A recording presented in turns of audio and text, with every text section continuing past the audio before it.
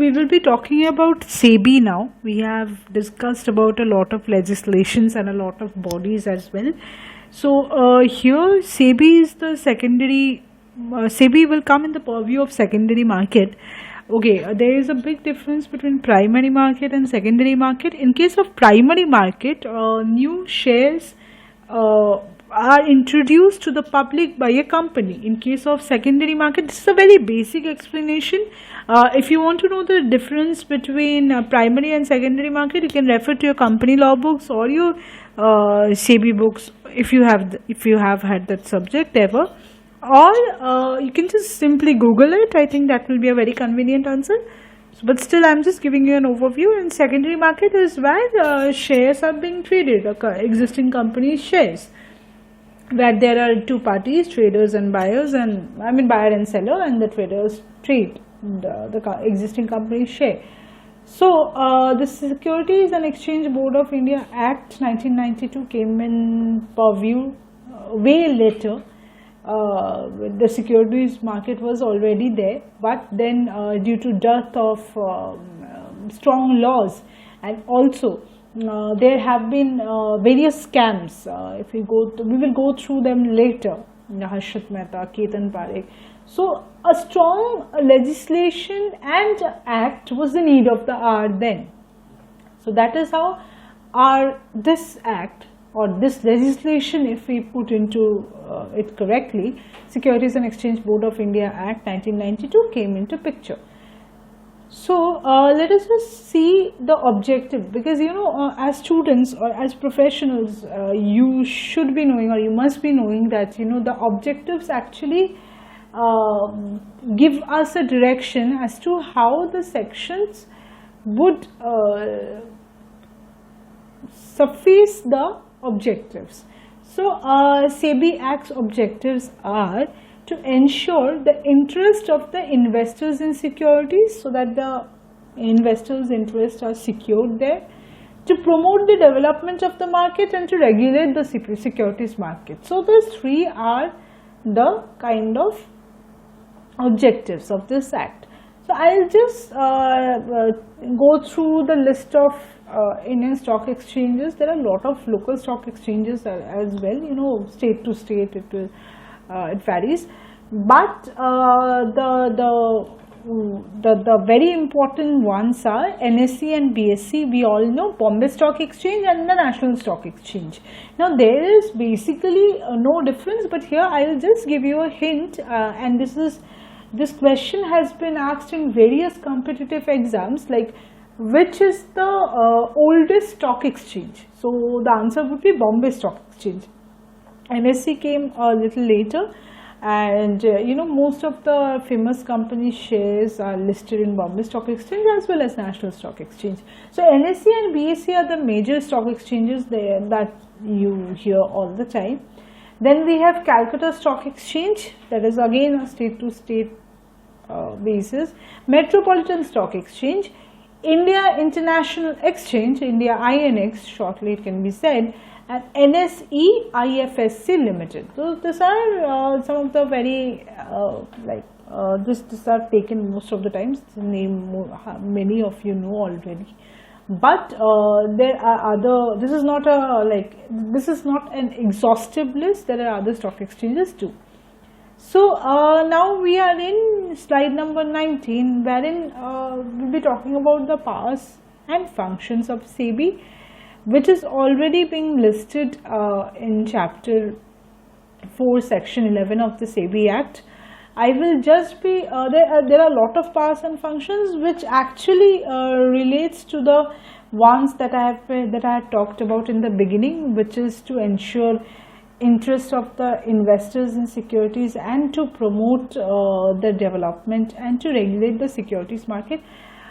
Because you see what happens is this objective has to be sufficed, and majorly the scams that have occurred time and again have taken away the trust of investors majorly. So SEBI had to have a very strong sections to curb this kind of crimes that was ongoing in various markets, which like Ketan Parekh and Harshad Mehta, they are the major scams that I can say. So so actually the functionaries, if we talk about, the SEBI caters to basically the three parties, that is issuer of securities, protects the interest of trades and investors, as I said, and financial intermediaries also it caters to. So if we talk about issuers of securities, then the function is companies that issue securities are listed on the stock exchange. They issue shares to raise funds, and SEBI ensures that the issuance of IPO and follow-up public offers can take place in a healthy and transparent way. And the interests of the investors and the traders are protected by ensuring that the investors do not become victim of any stock market fraud or manipulation, because that has happened in the recent past, if we see. And what are the functions against the financial intermediaries? SEBI acts as a mediator in the stock market to ensure that all market transactions take place in a secure and smooth manner. It monitors every activity of the financial intermediaries such as brokers, sub-broker, NBFCs, etc. So you can see these are the kind of functions that SEBI has. And if you go through the sections, you will find these are actually the main functions that are divided in a precise way. But if you go through section 11 of chapter 4, you will be getting them in a point wise. So also SEBI acts as a market surveillance. If we see this particular slide of slide number 19, we will see the integrated surveillance department of the SEBI screens market movement, because this integrated surveillance has developed with time, and now it screens market movement very diligently, because this is where a lot of manipulations can happen. Analyzes the trading pattern in content and indices and starts appropriate action if vital, in coordination with stock exchanges and depositories. So they see that everything is working fine, the trading pattern is working fine, because they act as a market surveillance, like surveillance cameras. They see everything is okay, because once they see that there is this slight error, if they detect, that's where SEBI will be cutting off that particular company from issuing shares or whatever it is. Towards this end, the SEBI considers any unusual, like I said, SEBI considers any unusual or suspicious market movements, formal or informal information from the stock exchanges, the depositories, and specific complaints from any entities and persons. Of course, SEBI will be acting as a surveillance, and it will be taking care of the movements, but also there is a scope that if any person who is investing, or the investor specifically, if he or she complains to the SEBI, then that will also be taken up. So this is how the entire thing happened, and this is what slide 19 talks about. Yeah, we are in slide 20, where we will be talking about a particular case that has happened in the recent past, and also how if there is a fake share that is going in and around the market, what happens when SEBI detects such fake shares in the market. So I will just go through the case, or go through the slide rather. You will understand by yourself, and I will give simple explanations to make you all understand. So it was conveyed to the notice of SEBI. As I said, investors can do that, and others also, outsiders can also do that. That fake shares were being presented in the market. In light of the preliminary examination in this particular case, the SEBI passed an interim ex parte order in the matter of Consortex Skull Joeslex India Limited. In the past, it was Andhra Pradesh Power Tools Limited. So it has got a new name, the company. The SEBI restrained the organization and its directors from issuing additional shares or modify its share capital. Just the thing that I was talking on slide 9, when SEBI actually finds out that there is this problem, and just like market surveillance. If it find out, and what happens, it restricts the movement of that company issuing shares or doing whatever in the market, trading or whatever. So the directors were suspended from getting any access to the capital market or dealing in securities in any way, directly or indirectly. So both the association with the company both is being stopped in this case. Besides, the organization was requested to present a report audited by a qualified CA or a practicing CS on the reconciliation of records of dematerialized securities with each one of the securities issued by the organization. So now what happened after it understood that there was some problem that was going on, and there was a fake shares that was issued. So it was requested from the organization to present a report which have been seen or audited by a qualified CA or practicing CS, that whatever dematerialized securities it's having. Okay, dematerialized, now people will be asking me here, ma'am, what do you mean by dematerialized securities? Now what happens is, in the earlier stage, like before this CDSL and NSDL, which are depositories which came about, so that time physical shares is to do rounds in the market. That means when you buy a particular share, you used to get like physical certificates for it, and that was a cumbersome approach, because you have to get those, and it took a lot of time, a hell lot of time. So to cut short those procedures, a bank was created, like we have a bank. So for shares it is CDSL or NSDL. So these are custodian banks which we call as the custodian banks for share keeping. That is dematerialized in a dematerialized form. That means in a soft copy format. So that happened, and so they say in this case what happened is, SEBI wanted the report should have, like, for one entry of a particular share which is kept in a dematerialized form, there should be an audit done, and the audit should reflect that share is existing. So that if suppose say there are 10 shares and that is being showed by the company, and only 5 shares are in dematerialized form, that means 5 shares are fake shares. So to stop this kind of movement that is ongoing in the market at that point of time, SEBI took this step. So this is what I wanted to make you understand about fake shares in the market detection, and how SEBI would do that actually. Now we will come to the investigation part in slide 21. So how SEBI does the investigation, what all it follows. So the real target of investigation by the SEBI is to recognize people, entities behind irregularities. So because in a market there are a lot of people, so it sometimes becomes very difficult to detect the actual person who is committing the crime. So here in the investigation procedure, and the real target of SEBI is to find out that person or that entity, and what are the infringement of the rules and regulations it has caused. So this kind of infringement actually falls under 6 categories, you can say, or 6 classifications. What could be the infringement of rules and regulations in that case be? Price manipulation, if some company or a person does this kind of price manipulation. Creation of artificial market, like we saw in case of fake shares. Insider trading, which I think most of you know what is insider trading, we have in this explanation as well. Public issue related inconsistencies, takeover violations and other misconducts.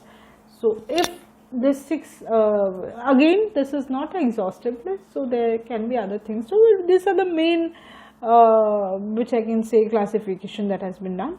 The procedure starts with, so the investigation procedures in this case, this 6 cases, starts with preliminary examination, of course, because that's one of the principles of natural justice, we all know.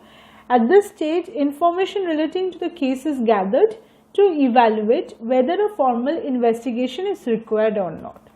So if we see in slide 22, then you can see what kind of regulatory actions is taken. So I have made it in a chart format, so you can see it here. Issue of warning letters to the person concerned or the entity, maybe cancellation of registration, which we had discussed how China does it with companies when it sees that the corporate fraud has been committed or corporate scam is there. So this kind of thing is there in the act itself. So third point is suspension from partaking in the capital market activities, as I had mentioned in the earlier slides. Also prohibitory directions issued under section 11 of the SEBI Act, which consists of what? Section 11, as I said, it was the function. So you need to go through that very well. Also then the next stage is prosecution. So these are the steps that SEBI takes in case of all the investigation and the regulatory action taken if there is a problem in that case. So we will discuss how, in slide 21 now, we will be discussing the business regulation in stock exchanges when there is a problem. So if at all even there is no problem, still this regulation is always done through this act, like inspection of the stock exchanges workings and everything, inspection of subsidiaries of stock exchanges, responsibility of management of subsidiaries, and prohibition of illicit trading in securities. So these four kinds of things used to be always kept into surveillance. Even now it is done so. So now we'll come to insider trading. Now before going to it any further, I'll just tell you what happens in insider trading is, suppose there is a company A and it is going to merge with company B. Now like before the merger, maybe the share prices were very okay. Before this explanation, just take the simple example of this recent merger and recent stake that Facebook bought of Reliance Jio. So suppose you are an investor. Now you know that Reliance Jio is is just a company, and then the share prices are nominal and whatever, you invest in the company. You do not know about a possible merger with Facebook. Now had you known about the possible merger, you would have had the confidence on the company, and you would have known that the share prices would go up, because yes, Facebook is investing and now investors would want to invest more. So you do not know that, and you have the existing say 10 number of shares of the company which are worth suppose 10 rupees each, and you have a 100 rupees ka margin. Now suppose I have a personal touch with one of the directors, or say any person who is the key managerial person and knows that there is a possible merger that is going to happen with Facebook tomorrow, and because of which the share prices will automatically increase. Now he gives me that information, say. So what I will do is, I have say existing 10 shares like you do, but when I know that there is this that is going to happen, the merger, and I know that the prices will increase of those shares automatically because of the merger, or say the whatever it is, buying of those share, particular stake of that company, I will buy 5 more shares. So what did the key managerial person do? He released a price sensitive information there. So you see, me knowing that there is a possible merger with Facebook for say 10% of stake of Reliance Jio, I invest in 5 more shares, and that gives me a profit say of 5,000 rupees. That's a very low amount in insider trading cases, students. Let me clarify that there is a lot of amounts that is being involved. So in my case, say suppose I have a 5,000 rupees profit, but how did it happen? This happened because you can see clearly that because you did not have any relation with the director, I had a relation with the director. So I got a profit which is illegal, of course. So this is called insider trading. If you want to dig deeper into the concept, you are free to study a lot of articles there in the available in online forum, or you can request. I will be giving you a total particular package or insider trading. So I was talking about insider trading, and let me just give you another bullet point here, that in many competitive exams it is being asked which was the first committee which was formed to discuss about insider trading. You should remember Sachar committee in 1978 in the year. But Sachar committee did not come out with a full-fledged a foolproof plan or full-fledged plan to curb this kind of crime, money related. So then came Patel committee, where SCRA Act was revised further to SCRA means Securities Contract Regulation Act 1956. So it was revised further to curb this kind of crime, but again did not help. The last committee, that is Abid Hussain committee, actually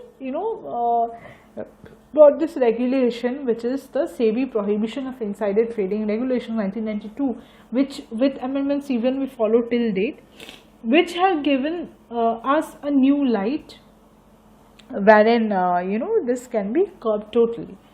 So as I was saying, so which came to come like this SCRA, the Abid Hussain committee brought the details in this particular act, which came to comply with the proposals of these three committees with respect to the prohibition of insider exchanging, as I said. So the other two committees, everything was mixed together, and a total regulation was brought, which again, as I said earlier, SEBI Prohibition of Insider Trading Regulations 1992. There is this case on this particular act and particular information that I have just provided, Hindustan Labour Limited versus SEBI. Please go through it, it's there in the module. It will help you a lot to understand this basic concept on insider trading. So now we'll be talking about slide number 24, wherein there is Indian Contract Act 1872, which I am sure you already, most of you have idea about it. But if we have to take up a particular section which also has some, what should I say, has some scope in corporate criminal liability, which is used to compensate the victims, also to curb the crime of corporate criminal liability or corporate scams. So this particular section, which is section 17 of the Indian Contract Act 1872, comes into picture.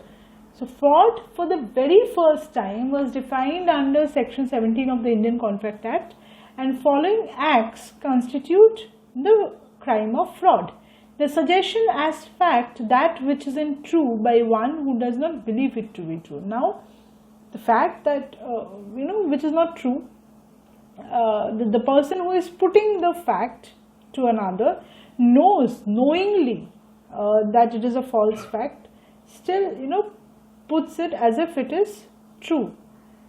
So that's the first statement. The second statement is the concealment of a fact by one having knowledge or belief of the fact. So again, hiding the fact, that's the thing.